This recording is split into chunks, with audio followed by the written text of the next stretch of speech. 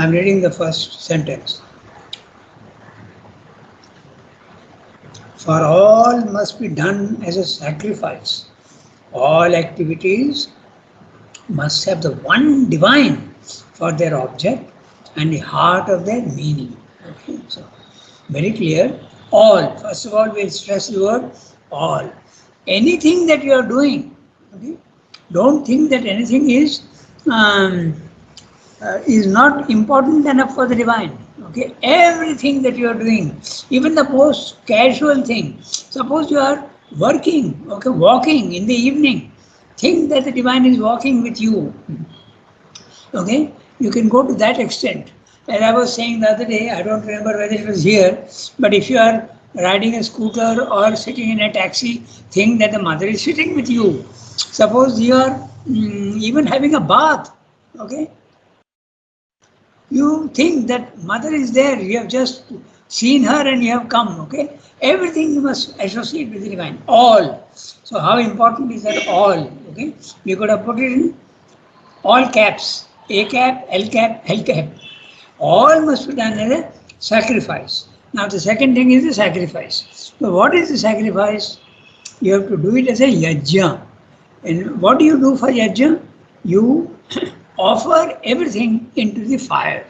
The fire is divine, and that fire will burn all your impurities and it will take you to the purity of the divine. So you have to do it as a sacrifice. So what do you do?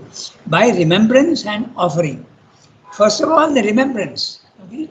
Then later on, you can add the offering also. If you can do it right from the beginning, even better.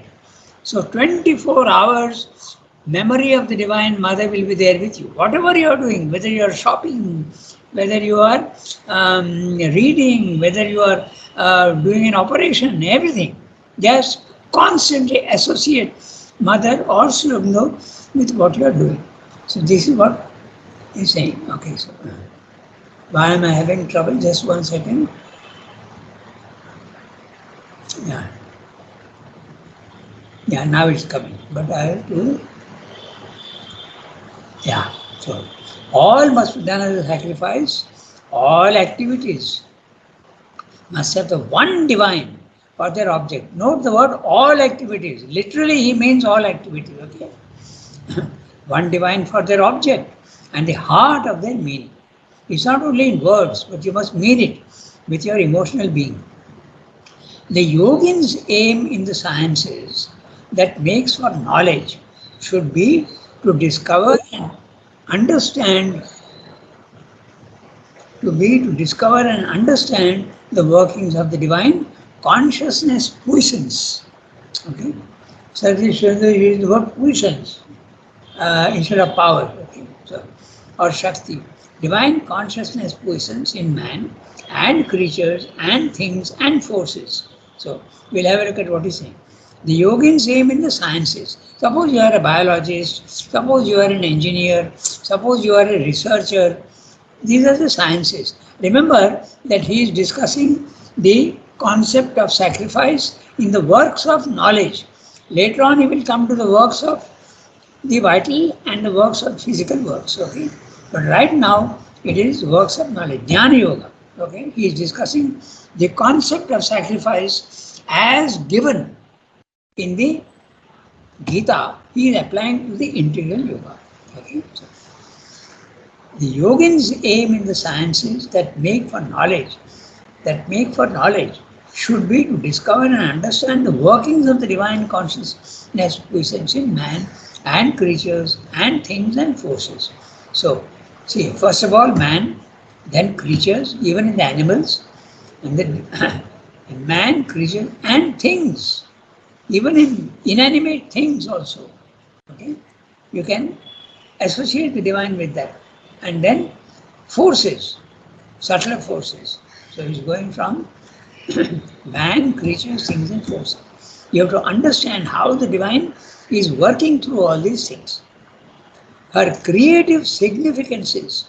Why is she creating certain things and why is she not creating some other things? Okay. What is the significance of having created this? Where is the significance of having created even things which we consider wrong? What is it? We have to understand that. her execution of the mysteries, okay, how she does the execution of the mysteries.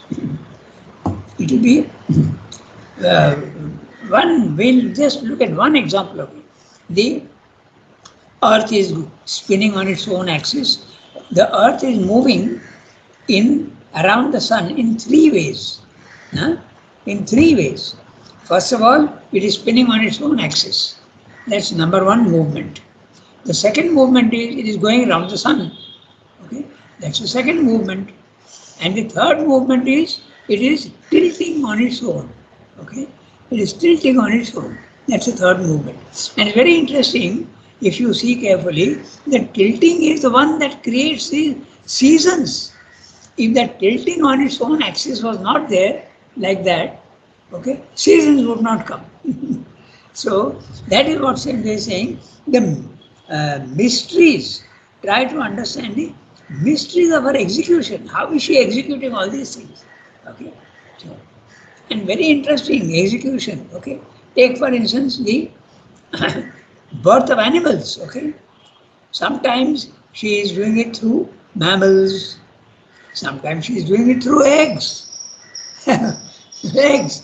Sometimes she is doing it in a pouch of the kangaroo. So many different ways. So these are all mysteries. There is not only one thing. She does what she has to do, nature, through so many different ways. Okay. So the mysteries of her working. Okay. Another thing also, just I'm just think. I'm not talking uselessly. Think of movement. Okay. Think of motion. How many types of motions are there that the divine is creating? Your man walks on two legs. Fine, that's one type of motion. The animal walks on four legs mostly.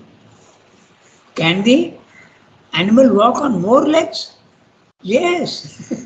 The caterpillar or the is working with 100 legs. So see how the divine is working in so many different ways. Can there be motion without legs? Yes, again. Okay. The snake, it is moving without legs. How does it move? The legs become shortened by mutation of cells and they become muscular. And the muscle contracts and expands in a wave-like motion. And then the snake moves. So these are the mysteries. The more we think about all this, the more you wonder at her power of creation. Then there is another movement which also we don't normally associate, but motion of fishes. They are moving without legs. Okay, they do it with only the motion of their tail. Just with the tail, they are moving, and they go any direction you want. Motion is possible even without all this. So how many different types?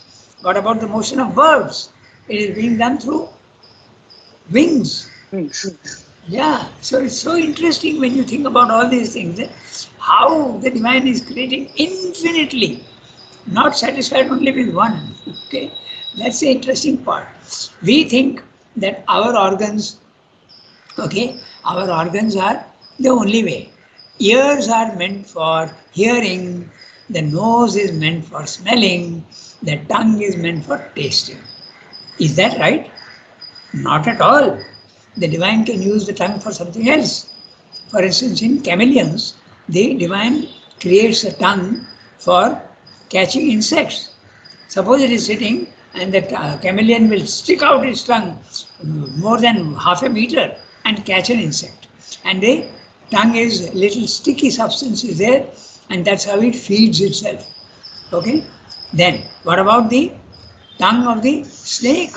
It is not using for tasting, it is using for the vibrations that come. Okay? And the testing the temperature and testing other things. Constantly the snake is putting out its forked tongue. Okay? Okay. Then what about the ears? You think that the ears are only for hearing? No. In the elephant, the divine has created the ears for cooling the blood. That's why they go on flapping their ears. Now what about the nose? Is it meant only for smelling? No. What about the anteater? Okay, It puts its long nose into the burrows and sucks them out. So you can see the word mysteries of our working, you can understand how. So this is what science has to do. Look at all these things, not mechanically, but how the divine has created. That's what he's saying. Just see that word if you look carefully, okay? The mysteries, okay, of our execution, the execution of our mysteries, okay? I go on. So Ranga, Yeah, tell me. it's an evolutionary process, no? Yeah, but who is doing the Like evolution? it has come. That is true. But who is doing all those variations? Is it happening by itself? Certainly not. The divine is using the power of Prakriti to do all this in a very conscious manner. But the consciousness is hiding behind the form. Okay? If the consciousness were not there, how would you get all these variations and such meaningful variations? So, what you It said may just be trying to find out the best possible expression, maybe. No, it's not in that sense conscious, maybe. I don't know. okay. The trying is at the lower level, but at the higher level, it knows very well what it wants to do. Again, if you want to understand this principle, think of the at the highest level.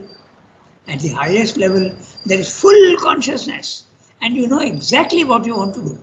But there is a density as you keep coming down, density, density, density. So when that full intention comes down, slowly, slowly, the intention is, the sharpness of the intelligence is lost, and then you start groping. Just like man gropes, okay, and tries to find things. So what you're saying, there's a truth in what you're saying, Pallu. But it is at the lower level. It looks like that, but behind it is the divine action guiding with its knowledge and full consciousness. You know, I'll give you an image, then you will remember. See the significance of these images, then you will understand. Suppose there's an actor on the stage, okay, and he forgets his lines. So does the director of the play take a chance? No, he doesn't. So what he does, he puts a prompter in the wings. The audience does not see the prompter in the wings. Okay? But he is there. And as soon as the prompter sees that the actor on the stage is hesitating, he immediately whispers the words that he has to use. This is what the divine is doing.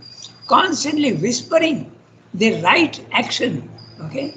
Don't struggle. This you do. Okay? This is the explanation of the instinct in birds. They do it without consciousness. They do the right actions. Hello? Did you follow what I'm Yes. saying? Yes, Rangada. Yeah. So, can I say something? yes, please. You know, say you have a very large company with Huh. the CEO who is at the head. Okay? Yes. So Yes. now the CEO is the divine. Now Yes. the CEO has charted out a whole program and protocol for the growth of the company. Exactly. But as it grows down, he will Yes. tell his assistant only little, and that final worker at the bottom knows very little. Yes. But it is through the multiple teamwork that the final work of the CEO is done. Yes. So I think all CEOs are divine. Yes. That's In very metaphorically speaking. exactly. Because he knows the whole plan, but how to execute the plan stage by stage, Yes. you even need the low laborers to do it. Yes, exactly. That's a very good example which I also use very often. Okay? That's exactly the thing. But I'll add one more thing, Yasmin. Sometimes, and that's a problem of the errors in the physical world. Sometimes the instructions of the CEO, the chief executive officer or the manager or whatever you want, or the owner of the business, when it filters down to the lower levels, it gets distorted, and sometimes there can be a mistake at the level of the laborer. Okay, that explains the errors in man. Na? So although there is guidance, sometimes there is error. And why does that error come? Precisely because the communication with the higher is not perfect. That's exactly the explanation. And Yeah, because person A tells person B. Now, yeah, person B will not follow everything what A says. He may plus or minus something. Then exactly, C will further plus or minus something. exactly. And that is how distortion slowly goes into multiplicity. Absolutely, absolutely correct. That's exactly what I'm trying to convey. Okay, and that is the reason why sometimes things don't work out exactly as it should. For instance, a calf is born sometimes with 6 legs. It happens. It has happened in India, and in the newspaper, all the newspapers splashed that news. 6 legs. How can it happen? Precisely what we are talking about. The instructions have not been given correctly. Okay, there can be distortion of the intention. That's the explanation of error in the physical world also. Okay, that's exactly it. In fact, sometimes even in human beings, and there are two doctors here on the panel, so you should be able to confirm what I'm saying. The organs are all arranged in a certain way. The heart is always on the left side of this center of the solar plexus. But sometimes, very rare cases, the thing is reversed. I've read about this. Okay, it gets reversed very rarely. So these are the errors that I'm talking about. So the prompter in the wings may whisper the right words, but maybe the actor on the stage is not hearing the words, and so he continues to hesitate, and that's a explanation for errors in the physical world. So what? But Rangada, Yeah, tell me. everything is done with God's will.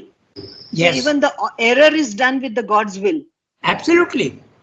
Because error has a function. When you make an error, Pallu, now you Yes. know the consequences are bad. So now you know that you should not do that which you did, isn't it? Yes. You learn. Yes. Exactly. Mistakes are meant for teaching you the right way. Exactly. Error also has a very big function in the world. And if error has a function in the world which is easy to understand, you can also understand why evil, perversion, cruelty, also darkness, all these things have a purpose. Because only then will you know what is the right thing. In fact, Sri Aurobindo says, error is the handmaid of truth. They go together. If error is not there, how will you know what the truth is? Okay? If you are living in light all the time, you will not know that you are living in light. Only when you experience darkness, like today in the morning, okay, from 5 to 5:30, absolute darkness there was in our place, okay. And I was having a bath, and my God, total darkness. I didn't know which was direction, what happened, where is the bucket, where is the water, nothing at all. I had to go feel my way and get a torch and put. So unless you know what darkness is, you will not know what light is. So that's the purpose. Okay. We discussed. Very interesting when you go into all these things. So this is what science should do.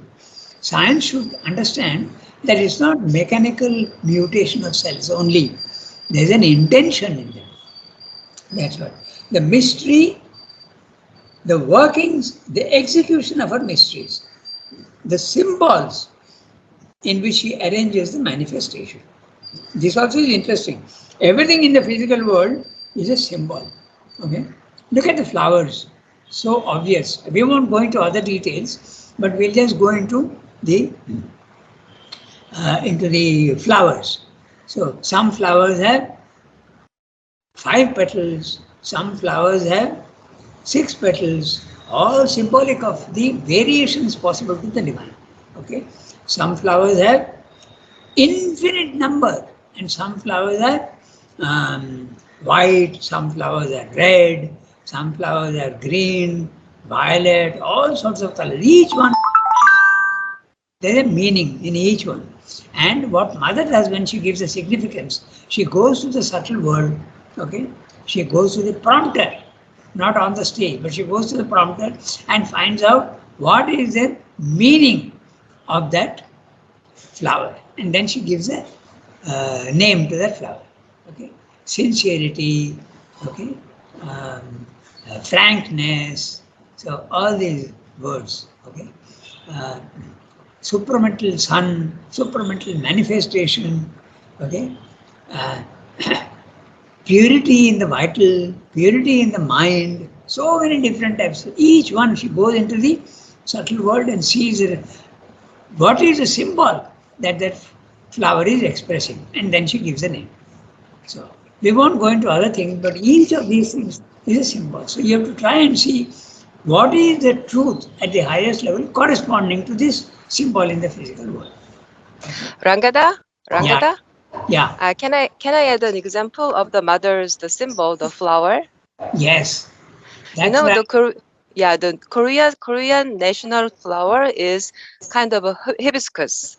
So a certain type of hibiscus, and the name we give in Korean is 무궁화, and 무궁화 means endless, endless processing, like a development or something. And I looked up in mother's the symbolic interpretation of hibiscus, and that was infinite progress. So exactly the same thing as Oh, we have. Yeah, as we have the meaning of this flower here. So I thought, yeah, that was kind of shockingly amazing for me. it's very interesting because every country has got their wise people. So the name must have come from someone who is quite wise and understands Mm. subtler truths. No? Really. And hibiscus, by the way, there are so many different types of hibiscuses and so many different types of colors. No? So Mm. hibiscus is one. In India, we usually give the name of power to it. Okay. When it is red, it is power. When it's a beautiful pinkish white, color, then it represents Aurobindo. Okay. There are so many different types of. Some are white. Hibiscus can also be white. Okay. So variation, multiplicity, that is the symbol. So you have seen some flowers which have got hundreds of stamen. Stamen are the ones that keep the pollen. Na? So you have seen the round kadamba, we call it the kadamba tree. It's absolutely spherical round, and all these small stamens are poking out like that. Okay, it's so interesting. So each thing has got a symbol. So when you are doing scientists, don't think that it's mechanical, but try and understand what is the symbol of. That's what he's saying. I go to the next sentence. So he has spoken about the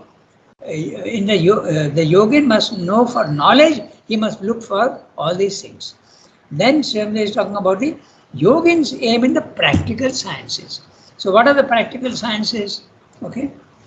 Um, application of physics, engineering, medicine, they are all the practical sciences.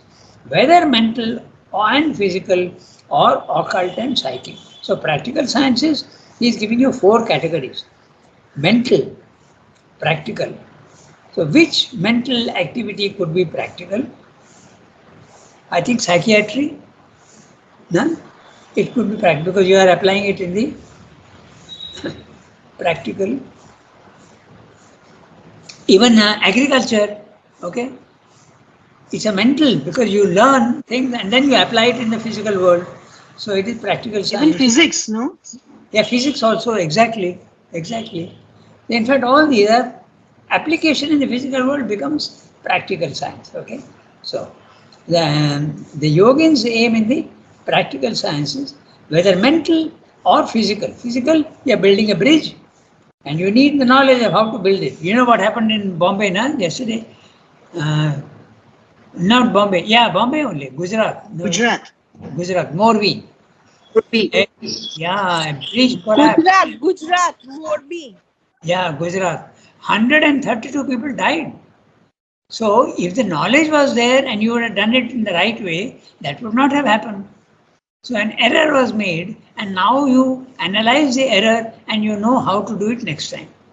Or it could have been also a fraud. Sometimes they try to cut corners, na? The businessmen. So, this is what happened, right? So, interesting what Sandra is saying. The practical science can be mental, physical, or occult, okay, and psychic. So, first we'll discuss the psychic. Mother is helping sadhaks through psychic knowledge, okay. Psychic knowledge. She is helping the others. How does she do that? By identifying herself and purifying them, okay. And then, if it's up to us, we remain pure or we fall back into the dirt. That also happens all the time. She mentioned that about her second husband. No? So, then what about occult? Sometimes mother has to do occult work also. I'll give you one example of how she did occult work. Okay, there was a man who complained to mother that I came across a man who had little occult knowledge, but he's using black magic against me. So mother said, send me a photograph of him. And that man sent a photograph of him. And what I'm going to tell you has been told to me by someone who witnessed what mother did. Okay. She took that photograph in her hand. He was a close associate of mine in the press. So he told me the story. Okay. He was there with mother, and mother took the photograph of that man who was doing black magic, and she became very serious. And when mother becomes serious, a slight trembling in the face, very serious. The eyes become big, and some people used to get frightened. And then she took a pen and put a huge cross on the photograph and threw it down on the ground. Okay. So this is the occult. Okay. So practical, you are using occult knowledge for practical purposes. So Srivastava is so clear. Mental, physical, occult or psychic. Practical sciences can be. So Then what happened to that man? Then the action stopped. He was free. Mother's disciple was free from the action of the black magic. Yeah. So there you are. So now, the yogins aim in the practical sciences we have read. Okay, whether mental, physical, occult, or psychic should be to enter into the ways of the divine and his processes, to know the materials and means for the work given to us, so that we may use that knowledge for a conscious and faultless expression of the Spirit's mastery, joy, and self-fulfillment. So Srivastava's language, Spirit's mastery, there should be no error. Joy, everything that you do must be joyous. Okay, that's wonderful. It is. Even we should apply that. Whatever I am doing, do it with happiness, and then the work also gets done in a perfect way. Whatever I am doing, whether I am sweeping the floor, or whether I am cooking, or whether I am treating a patient, okay, do it as though the divine is there with you and guiding you, and you will enjoy everything. Okay? Enjoyment is so necessary. Enjoyment is the right atmosphere for everything, because it becomes a happiness, and a happiness is a clarity in the atmosphere. It makes for a clarity. Prasannata is the word they use. Okay? So, conscious and faultless expression, and finally, self-fulfillment. What you are doing should end most of the time in success. Self-fulfillment. The yogins aim in the arts. So Srivastava has discussed yogins aim in knowledge, the yogins aim in the practical sciences, and the yogins aim in the arts. Should not be a mere aesthetic, mental, or vital gratification, but seeing the divine everywhere, worshipping it with a revelation of the meaning of its own works, to express that one divine in ideal forms, the one divine in principles and forces, the one divine in gods and men and creatures and objects. So now he is going that even the gods, okay, they are also semi-divine creatures, and why is the divine creating them? And men and creatures and objects, even objects. So Srivastava's prose is so fantastically clear. Now, I was just reading an article in the Mother India. We are going to publish that article. Sri Aurobindo was proposed for the Nobel Prize in 1949. You know that, no? And 1949 he was given, and so many Nobel Prize winners had suggested those names. And Gabriela Mistral, I think her name is, Chilean author, who got and she has written also an article which was published in Mother India long ago, and we are going to publish it again. So she says that those prose is absolute clarity, so precise and so wonderful. Okay. So that's exactly what we see here now. See, he's not leaving it, he's giving absolutely all the possibilities. The one divine in principles and forces, the one divine in gods and men and creatures and objects. The theory that sees an intimate connection with religious aspiration and the truest and greatest art is in essence right. But we must substitute for the mixed and doubtful religious motive a spiritual aspiration, vision, interpreting experience. Now this is interesting because art can be religious and it can also be profane. Profane means not religious, let's say secular. Okay? Now, in the earlier days in Italy and in the Renaissance period, most of the art was religious. Think of Michelangelo, think of Leonardo da Vinci, think of Modigliani, think of the Botticelli. Okay, Botticelli is always used to have gods and goddesses, Venus and Apollo and all these figures he used to draw. But then afterwards, it became more secular. Rembrandt, for instance, was doing only portraits of different people. Okay, in India, all the paintings also were, these Rajasthani miniatures, all Radha Krishna paintings. Okay, sometimes also it went to kings, but that is the secular and this is the religious. What about all our sculpture? 90% of the sculpture in temples was all religious. Very rarely is it secular. Even when it is secular, like in Khajuraho and in Konark, okay, there's a symbol, a religious symbol in it. Okay, so that's what Swami is saying. Even that, there is a meaning to it, Swami is saying. The theory that sees an intimate connection between religious aspiration and the truest and greatest art is in essence right.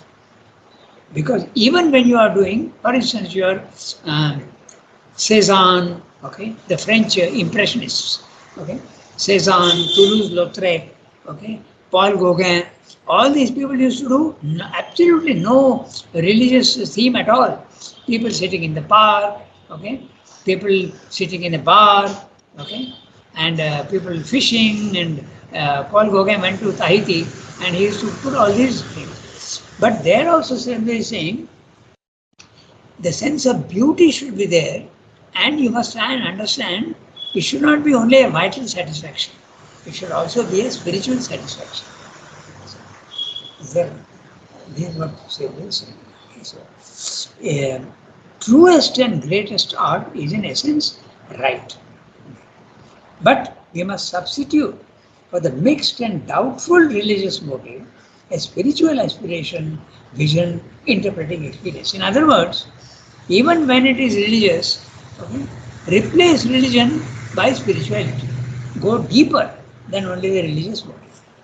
For the wider and more comprehensive the seeing, the more it contains in itself the sense of the hidden divine in humanity and in all things. Again, humanity and in all things, and rises beyond a superficial religiosity into the spiritual life.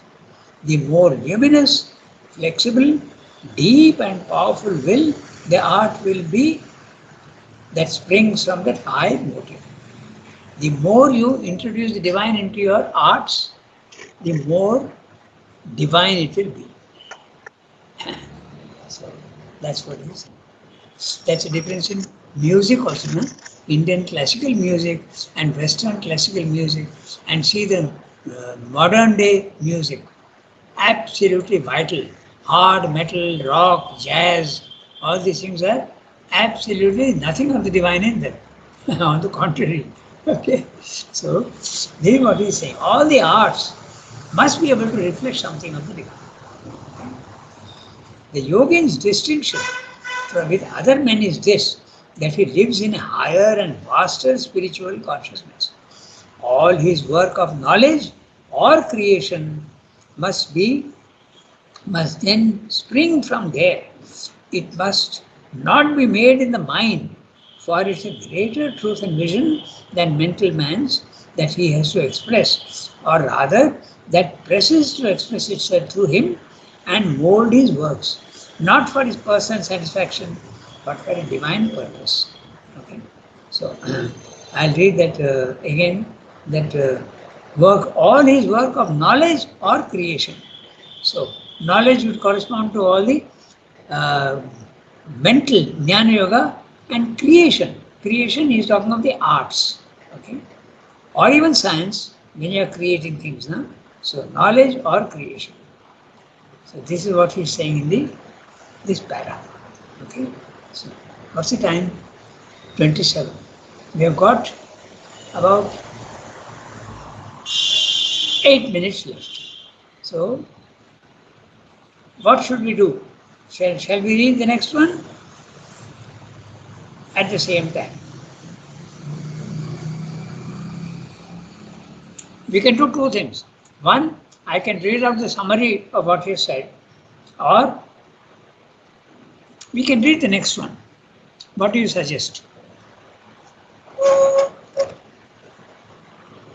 Sunki, Yasmin, Shilpa, Pallavi, tell me what we should do.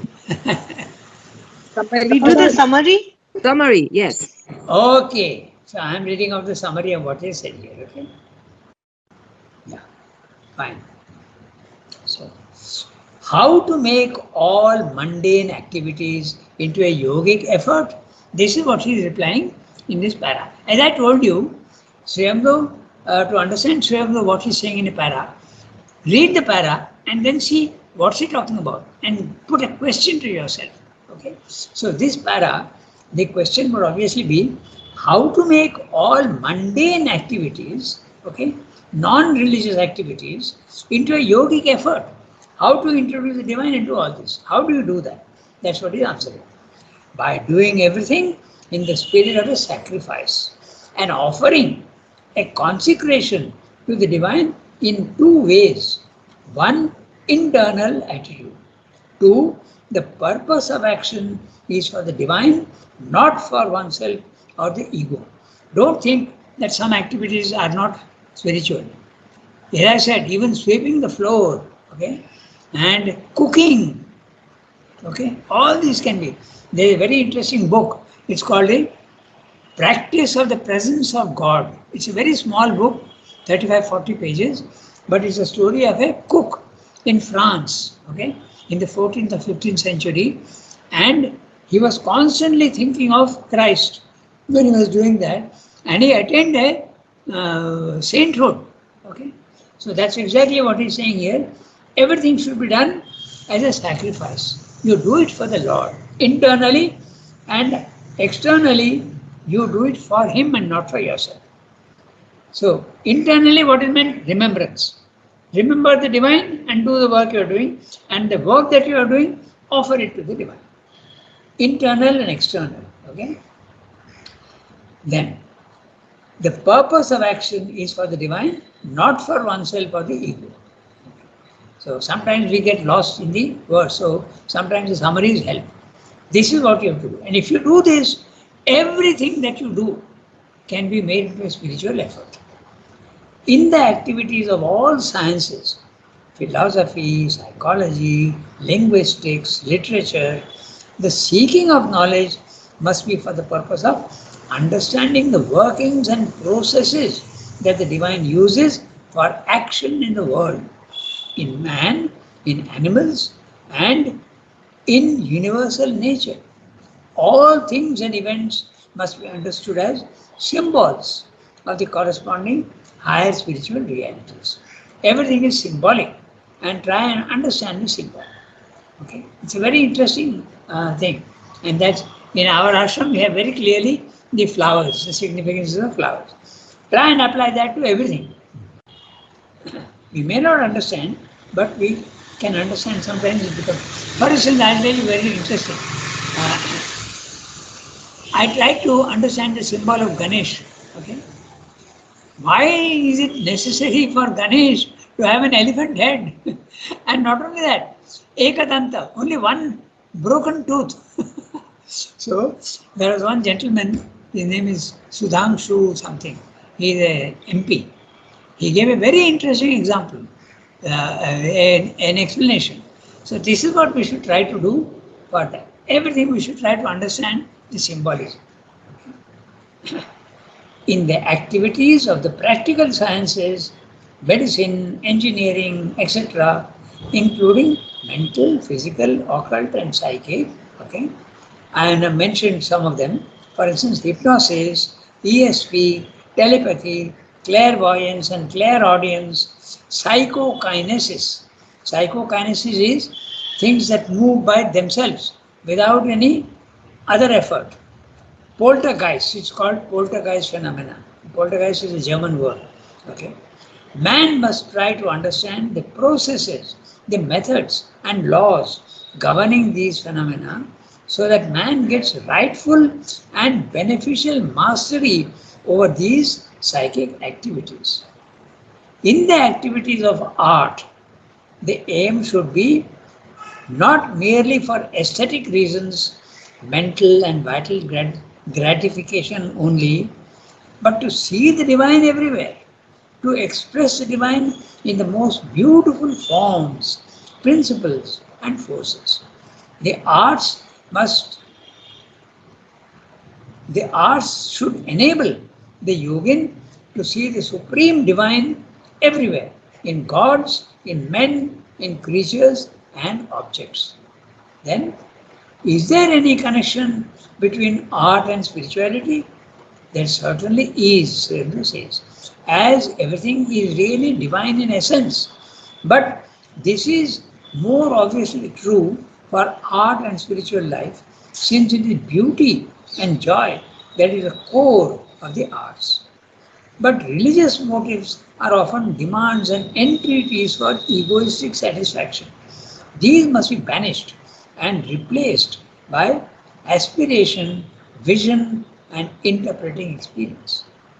The more wide his seeing, the more is the divine revealed in everything. The more wide the seeing of man, the more is the divine revealed in everything.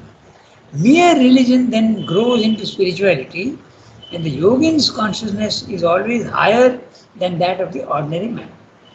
It is not the mind that is the source of the yogin's activities, but a vast, deep consciousness.